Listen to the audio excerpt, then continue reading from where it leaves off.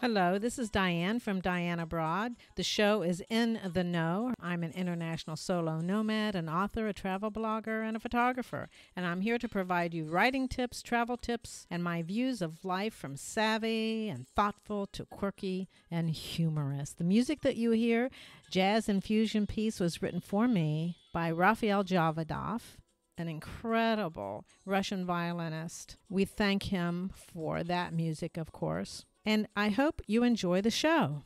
Hello, this is Diann Schindler. I know I have been MIA, missing in action, for a few months now. Well, actually, nearly 8 months, but now I'm back. Yes, I'm back in Amelia Island, Florida, podcasting, writing, doing all kinds of fun things. This episode of In the Know will bring you up to date on what's been happening to me, why I've been MIA, what I'm doing now, exciting goals for the future, for the next year probably. I'll also take a moment at midpoint in this episode to introduce a new vocabulary word, new to me, planning to do that at every episode just for fun. Well, here we go. I went to a local restaurant, Baxter's, a favorite haunt for many who live here on Amelia Island. And again, as it happens frequently, I met people who said they follow me on social media or they have subscribed to my newsletter. And you know what? I'm always wowed, always surprised, pleasantly, of course. One woman I chatted with at Baxter's asked me how I was doing. She knew, she said, that I had, quote, some issues, some health issues, that is. We chatted a bit, and it was clear to me that I needed to bring all of you up to date.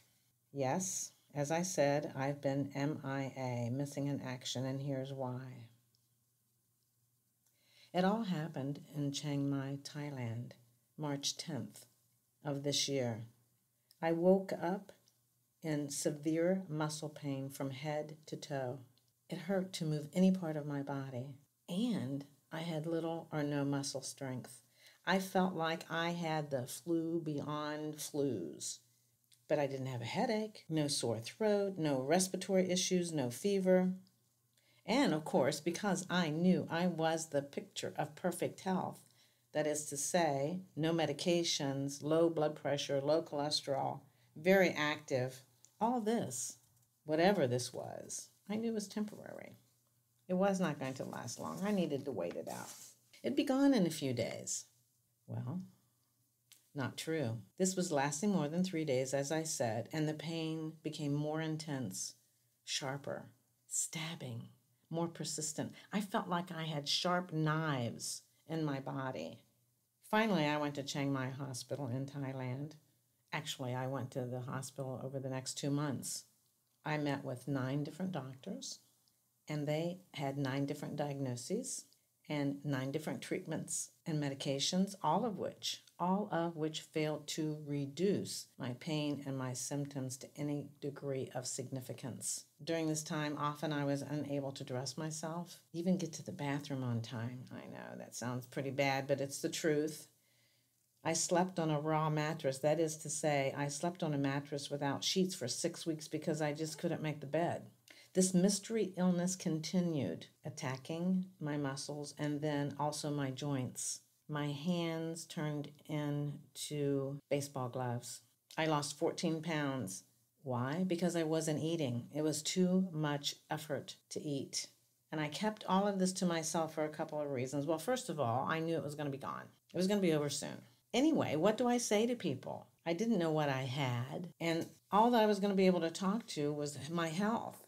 I mean, there are many more fun things to talk about, but honestly, these health issues, my pain, all this uncomfort and lack of knowledge about what was going on with me was all I could talk about. I didn't want to burden anyone. I hate showing weakness and vulnerability. I know what you're thinking. You're saying to me, Diann, get over it, because showing weakness and vulnerability are strengths. Thank you, my friends. I know that to be true.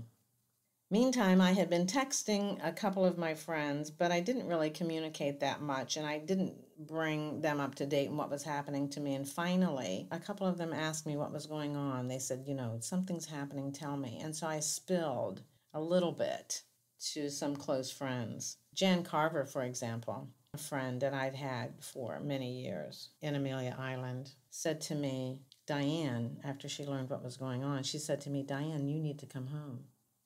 You know what?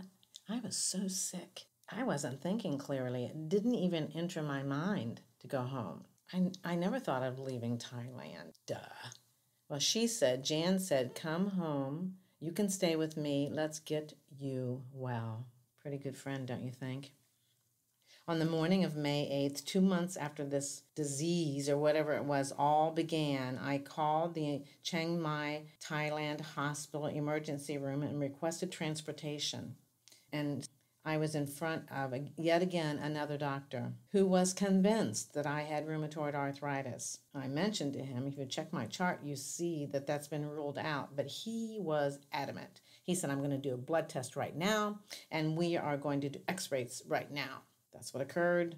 I waited in the hall for a long hour. Pain was still pretty severe. Finally, they rolled me back into his office, and he said the tests were negative. But he added, you are developing rheumatoid arthritis. Well, I explained to him that I had booked a flight back to Florida, and I needed something to help me endure the 26 hours of travel time. It hurt to sit still, and it hurt to move.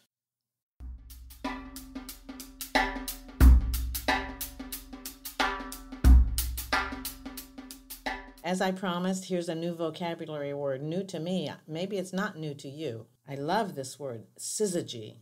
Syzygy. It's a noun.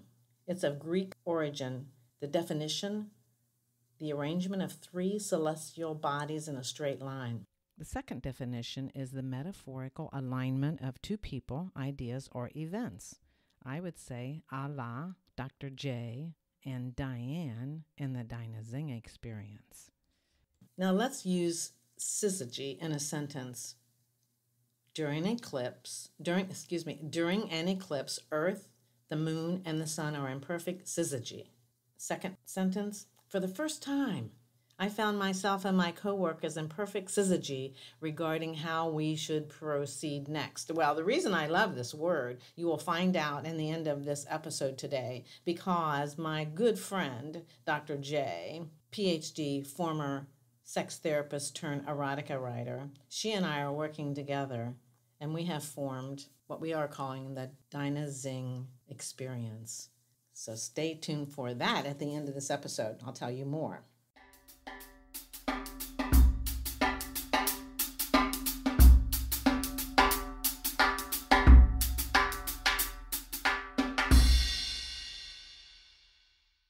So let's go back. I had told the doctor that I was leaving for the USA, for Florida, that evening, and I needed something, anything to help me endure the 26 hours of travel time.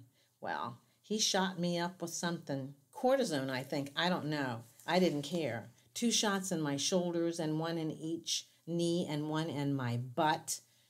Relief was virtually instant, and I thought, why didn't I have these kind of shots for the last 2 months?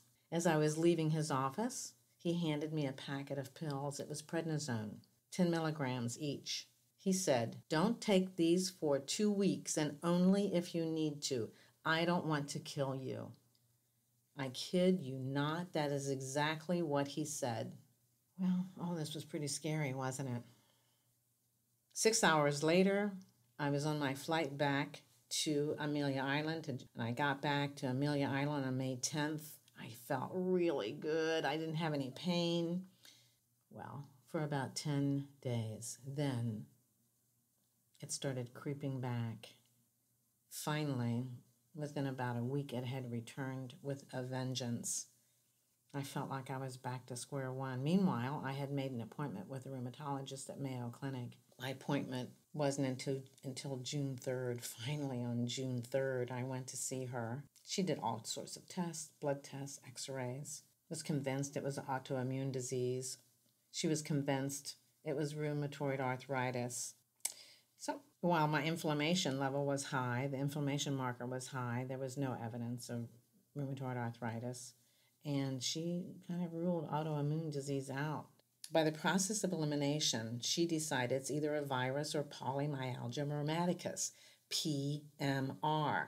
Now, PMR is often caused by a virus, and it attacks usually women in their 70s. The pain is more concentrated in the hips and in the shoulders, and symptoms can include fever, brain fog, and so on. But let me say this. My doctor, my rheumatologist, even after our second appointment in September, isn't positive of this diagnosis because my symptoms really do not mirror those typical of PMR. No fever, no brain fog. My pain isn't located in my hips and my shoulders. It kind of moves around, frankly. Right now, it's located in my legs, from my knees down to my ankles. Anyway, I'm on a low dose of prednisone and working to wean myself off. I'm swimming, which I couldn't even do before. I couldn't even get in the pool or out of the pool. I'm swimming and I'm walking, I'm stretching. I'm so much better, thanks to Jan and thanks to my really good friend, Dr. J, and so many others. I'm sticking around here, at least for a while. I'm trying to get my body back to normal and avoiding flare-ups. I've had 3 flare-ups over the last few months, and I want to get on the road to recovery. I have this great little 2-bedroom, 2-bath apartment. It's great. It's brand new, lots of light, and the second bedroom is the perfect spot for writing. Now I have just one spot in which to write. It improves my creativity and concentration because, I'm not flitting around all over the world with a different spot to write. Could be in one country, could be in a B&B, could be in a hotel room. Now I have this consistent place where the muse visits me every single day. I'm back to podcasting, posting on social media, blogging, writing, finally. And for the first time in nearly 4 years, I'm nesting, and I really kind of love it. Now, if you have been following me, about 4 years ago, I sold everything, my house, my car, my art studio, my music studio, everything except for a small, medium-sized suitcase, which I put clothing in, and my trusty guitar and a tennis racket. So I've been traveling all over the world, 45 countries, 5 continents. But I prefer experiences over possessions. I prefer interactions with friends, old and new, over possessions. So while I'm in this new apartment, I'm trying not to accumulate possessions because I'm not finished. I'm not finished in my world travels. So my friends, I'm in a great space, physically getting better and better, emotionally, and here on this beautiful island, Amelia Island. Every day is another day in paradise. I'm writing my 3rd book, my 2nd novel. It's an international thriller that takes place in Kosovo and Macedonia, countries that I actually visited for almost a year in 2017. Presentings are at the forefront again. I'll be at the Villages in Florida in March presenting to the writers group there. I'll be talking about podcasting, and then later I will also lead a workshop on how to create a podcast show of your very own. And what's more exciting is my colleague, Dr. J, as I mentioned before, Ph.D., former sex therapist turned erotica writer. We have created what we are calling the Di'Na Zing Experience. It's an evolving concept, but the basic premises are: how can 2 writers from totally different genres work together to study the craft of writing, push and support each other to learn and to grow, to get out of our own way and soar? Well, I want you to stay tuned for Di'Na Zing, the Di'Na Zing Experience. And now you know why I chose that vocabulary word. Syzygy fits exactly with what we're doing. I'm honored to be a friend of Dr. J. And frankly, I know she feels the same. Thank you so much for listening today. Thank you for contacting me and wanting to know how I'm doing. I appreciate that so much. Now, if you would like to support the In the Know podcast show, you can do that by subscribing if you haven't already subscribed. You can share with your friends and families. And if you liked this episode, please leave a comment and a rating. Thank you so much. I look forward to seeing you next time on In the Know. Thank you. Bye-bye.